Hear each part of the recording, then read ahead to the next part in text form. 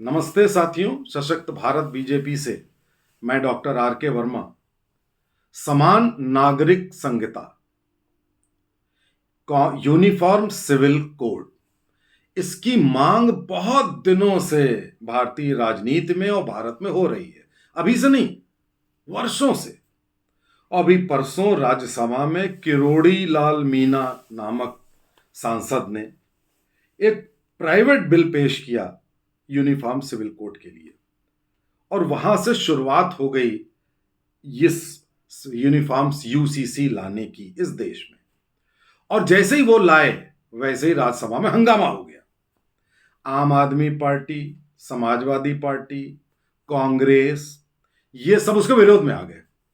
अब देखिए साथियों कि ये जो एक इन्फेक्शन, एक कैंसर चला था आजादी के बाद से, अल्पसंख्यक तुष्टीकरण का, मुस्लिम तुष्टीकरण बोलिए प्रिसाइजली, वो अभी भी बरकरार है।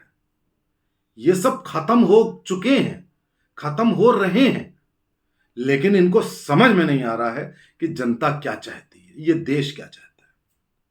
और उसमें एक समाजवादी पार्टी के नेता, उन्होंने बयान दिया कि ये असंवैधानिक है। कभी कभी मुझे बड़ा हैरानी होती है इन नेताओं पे कि इनका ज्ञान क्या है। हमारे संविधान में 1950 से ये चीख चीख के कहा जा रहा है, directive principle of state policy 44 अनुच्छेद में, कि देश में यूनिफॉर्म सिविल कोड यानी समान नागरिक संहिता होनी चाहिए। और समय पर सुप्रीम कोर्ट भारत सरकार को झाड़ लगाता रहा है कि क्यों नहीं आप कर रहे हैं। और ऐसी चीज को जो संविधान में लिखी हुई है उसको ये समाजवादी पार्टी बोल रही है कि ये असंवैधानिक है। अब इनकी नॉलेज देखिए आप। और समान नागरिक संहिता होती क्या है, कुछ लोगों को बता दूं। शादी, तलाक, परंपराएं, किसी को गोद लेना, जो आपके व्यक्तिगत मामले हैं, लड़की की शादी की उम्र, ये सारी चीज, बाल विवाह, ये सारी चीजें आती हैं सिविल कोड में। हिंदू कोड बिल बहुत पहले बन गया। अब यूनिफॉर्म सिविल कोड बनना था कि भाई ये मुस्लिम पर्सनल लॉ क्या होता है, कि उनके वहां शादी के नियम कुछ और, आपके वहां कुछ और, तो ये तो गलत है। भारत एक डेमोक्रेसी है, भारत में हर व्यक्ति समान है। आपके संविधान में लिखा हुआ है कि उसको आपको बनाना है। और जब बनाने की बात आती है तो ये सारे नेता कह देते हैं असंवैधानिक है, ये होना नहीं चाहिए, इससे देश में ये हो जाएगा, वो हो जाएगा। यानी कि वो सोचते हैं कि ऐसा करने से उनको मुस्लिमों के वोट मिल जाएंगे। अब उनको ये नहीं समझ में आता कि आपको 20, 22 या 25 जो भी परसेंटेज हो मुसलमानों की, उस वोट को इतनी सारी पार्टियां कैसे हथियाएंगी और कैसे सत्ता में आ जाएंगी। उनको इसका मतलब यह है कि पूरे देश के बारे में चिंता नहीं है। यही लोग 370 का विरोध करते थे, ये कश्मीर पाकिस्तान को दे दो, उससे हमको वोट मिल जाएगा मुसलमानों को। आप जरा देखिए, ये सारे देशद्रोही हैं, देश विरोधी हैं। ये चाहते हैं सत्ता मिले, देश टूट जाए। अब ये यूनिफॉर्म सिविल कोड, जो कि बहुत दिनों से प्रेशर था हमारी सरकार पर, यानी कि बीजेपी पर, कि आप ये क्यों नहीं ला रहे। भाई धारा 370 खत्म कर दी आपने, राम मंदिर का निर्माण हो गया, सारी चीजें आपने कर दी, तो अब ये एक रह गया, क्यों नहीं कर रहे। इसकी शुरुआत साथियों हो गई।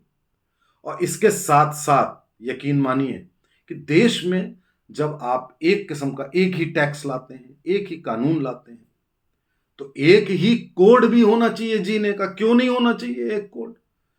जब दंड मिलेगा मुस्लिमों को तो भारतीय कानून के हिसाब से मिलेगा। अरे भाई, शरिया में चोरी की सजा है हाथ काट देना, मौत की सजा देना, वो तो नहीं दे दी जाती ना। तो अब दंड में आप फॉलो करेंगे भारतीय कानून को, और आप पर्सनल लाइफ में फॉलो करेंगे शरिया को, तो ये तो बहुत गलत है। इससे तो नींव, सेपरेटिज्म की नींव पड़ जाती है, देश के तोड़ने की नींव पड़ जाती है।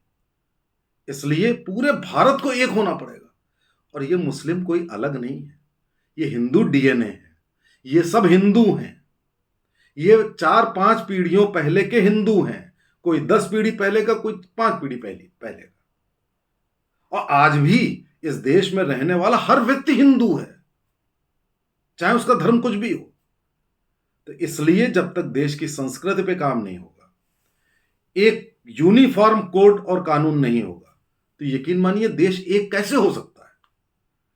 तो इसलिए समान नागरिक संहिता लाने की शुरुआत हो चुकी है और इस विंटर सेशन में हम पूरी उम्मीद रखते हैं कि यह बिल आ जाएगा और इस देश का हर नागरिक एक समान होगा और यह पूरा भारत एक होगा और यूनिटी इन डाइवर्सिटी का प्रिंसिपल और संविधान में जो निर्देश दिए गए हैं उसका अनुसरण होगा। आप इसकी जानकारी दूसरों को दीजिए, खुद लीजिए, परिवार को दीजिए, देश और सरकार की मदद करिए। जय हिंद, जय भारत।